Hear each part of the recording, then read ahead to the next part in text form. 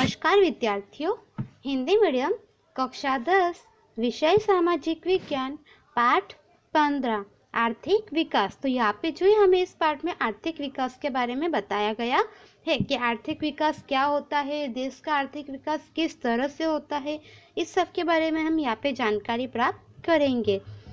प्रत्येक व्यक्ति की हर सुबह अलग अलग होती है। कुछ लोग भौतिक सुख सुविधाओं से भरपूर जीवन व्यतीत करते हैं, परंतु विश्व की अधिकांश जनसंख्या जीवन अस्तित्व टिकाए रखने के लिए संघर्ष करती नजर आती है। गरीब के रूप में पहचाने जाने वाले इन लोगों के लिए भौतिक सुख सुविधा या आराम कल्पना का विषय है। ऐसी परिस्थिति किस तरह उत्पन्न हुई, इस परिस्थिति से कैसे बाहर निकले, इन सभी प्रश्नों के उत्तर यहाँ पे प्राप्त करेंगे। तो सबसे पहले हमें बताएं कि आर्थिक विकास अर्थात क्या। तो आज देश की आधुनिक युग में विश्व का प्रत्येक देश विकास के लिए प्रयत्न करता है, परंतु विकास मात्र आर्थिक ही नहीं, अनेक पक्षों वाला सामाजिक परिवर्तन की प्रक्रिया भी है। तो यहाँ पे हमें बताएं कि आज देश के जो आधुनिक देश में जो है आधुनिक युग के विश्व के जो कई सारे देश जो है विकास करने के लिए प्रयत्न कर रहे हैं कि देश का जो है आर्थिक विकास हो, परंतु विकास जो है मात्र आर्थिक ही नहीं, परंतु अनेक पक्षों वाला सामाजिक परिवर्तन की प्रक्रिया भी है। आर्थिक विकास यह किसी भी देश की राष्ट्रीय आय में होने वाली सतत वृद्धि को बताता है। तो आर्थिक विकास यानी किसी भी देश जो है उस देश में होने वाली जो है यहाँ पे सतत जो वृद्धि होती रहती है उसकी आय में, राष्ट्रीय आय में, वह दर्शाता है।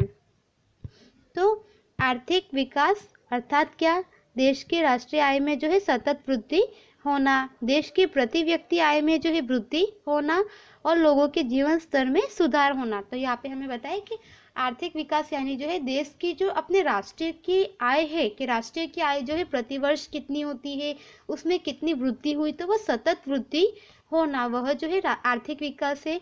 उसके बाद में जो प्रति व्यक्ति की आय जो होती है, प्रति व्यक्ति पर दिन एक दिन में कितना कमाता है, उसकी आय में वृद्धि होना है और लोगों का जो जीवन स्तर है उसमें जो है सुधार होना, वह जो है हम उसे आर्थिक विकास कहते हैं। उसके बाद हमें आगे बताया गया है कि इस बात को आर्थिक विकास कहा जाता है। देश की कुल आय को राष्ट्रीय आय कहा जाता है कि हमारे देश की कुल आय कितनी है उसे जो है हम यहाँ पे राष्ट्रीय आय कहते हैं। उसके बाद बताया है कि देश की कुल आय राष्ट्रीय आय को देश की कुल जनसंख्या से विभाजित करने पर हमें प्रति व्यक्ति आय प्राप्त होती है। तो यहाँ पे हमें बताया कि देश की कुल यानी कि जो राष्ट्रीय आय है वह उसको जो है देश की कुल जनसंख्या से विभाजित करते हैं कि हमारे पूरे राष्ट्र की आय कितनी है और भाग में जो है कितनी जनसंख्या है, तो उसमें जो है हमें प्रति व्यक्ति की आय प्राप्त होती है कि प्रति व्यक्ति की आय कितनी होती है। जबकि जीवन स्तर में लोगों को प्राप्त होने वाली सुविधाएं जैसे कि अनाज, कपड़ा, वस्त्र, शिक्षा, स्वास्थ्य, वाहन व्यवहार की सुविधा तथा आवास की सुविधा का समावेश होता है कि जीवन स्तर में सुधार होना यानी कि जो है लोगों के कपड़े, शिक्षा, उन्हें स्वास्थ्य जो है वह प्रदान हो व्यवस्थित रूप से। और यहाँ पे जो हमें बताया है कि वाहन व्यवहार की सुविधा उन्हें प्राप्त हो, आवास यानी रहने के लिए जो है घर वगैरह की सुविधा प्राप्त हो, इस सभी को हम जीवन स्तर मानते हैं। भारत में आज़ादी के बाद राष्ट्रीय आय तथा और प्रति व्यक्ति आय में वृद्धि होने से अनाज, कपड़ा, बिजली, शिक्षा, स्वास्थ्य, आवास आदि सेवाओं का उपयोग और सुविधाओं में वृद्धि हुई है। पहले की तुलना में उपयुक्त आवश्यकताएं अधिक अच्छी तरह संतुष्ट होती है, अतः कहा जा सकता है कि भारत में आर्थिक विकास हो रहा है। तो यहाँ पे हमें बताया है कि भारत देश में जो है आज़ादी के बाद जो है राष्ट्रीय आय में और प्रति व्यक्ति आय में जो है वृद्धि हो रही है, जिसकी वजह से अनाज, कपड़ा, शिक्षा, स्वास्थ्य आदि सेवाओं में और सुविधाओं में भी वृद्धि हुई है। और पहले की तुलना में जो है यहाँ पे यह सभी आवश्यकताएं जो है अच्छी तरह से संतुष्ट हो रही है। इस पर से हम कह सकते हैं कि भारत देश में आर्थिक विकास हो रहा है। उसके बाद यहाँ पे हमें जो है भारत की राष्ट्रीय आय बताई गई है।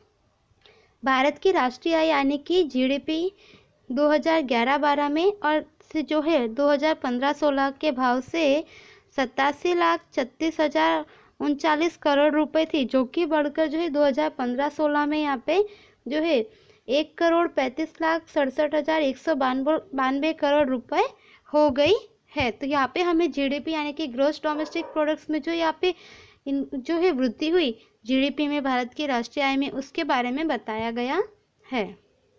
उसके बाद यहाँ पे हमें बताया कि आर्थिक वृद्धि और आर्थिक विकास के बीच अंतर क्या है।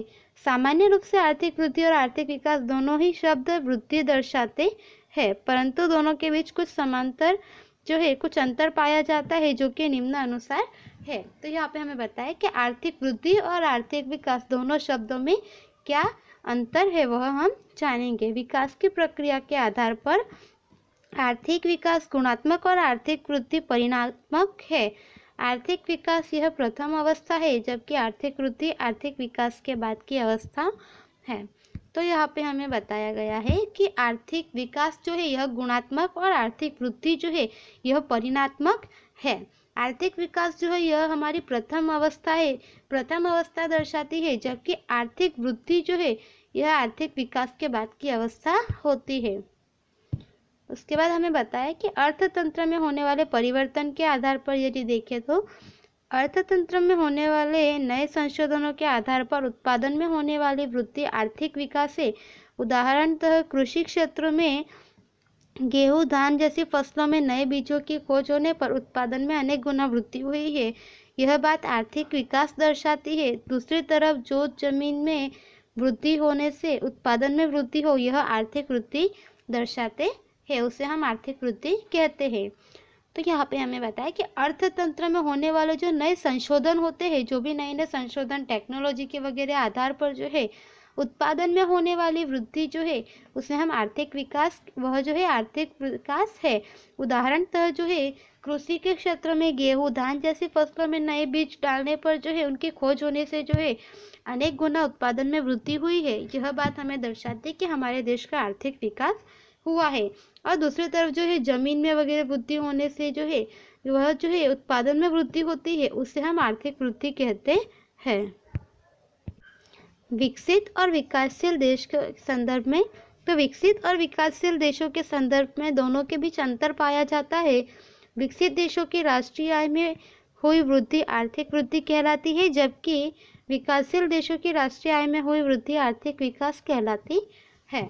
तो यहाँ पे हमें बताया कि जो देश विकसित और जो विकासशील है उन देशों के संदर्भ में देखें तो विकसित यानी कि जो देश पूरी तरह से जो है टेक्नोलॉजी वगैरह सब चीज़ों का विकास हो चुका है, वह देश विकसित माना जाता है। और जहाँ पर विकास की प्रक्रिया जारी है, जहाँ पर विकास हो रहा है, उस देश को हम विकासशील देश कहते हैं।